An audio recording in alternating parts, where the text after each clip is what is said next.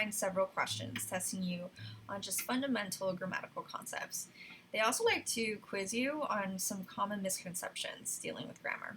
So for this question, we're talking about the misconception a lot of people have that after a title, you're going to need a comma before you put in the name.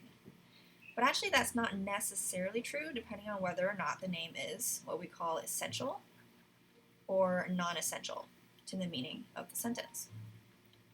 So if we look at this construction here in B, where you have two commas enclosing this information that gives more detail about the subject, we call that an appositive.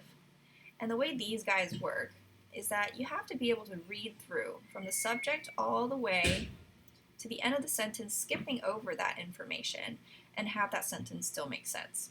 So if we test that out here, we can see that it doesn't quite make sense. If we take out the name, then what would happen? We would be totally confused as to who exactly this entomologist is, because obviously there are a lot of entomologists out there.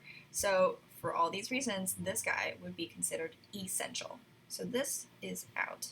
But if we look at some of the other options, we run into situations where the punctuation doesn't work out.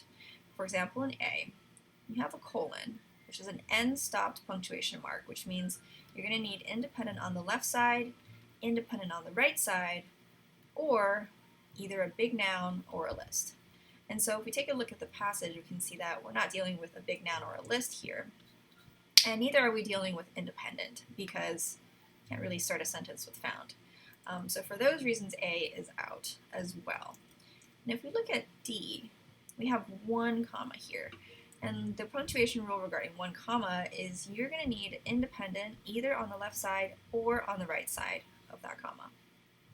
But if you look over here, if you split the sentence over here, the left side is not going to be independent, and the right side, as we previously described, is not going to be independent as well.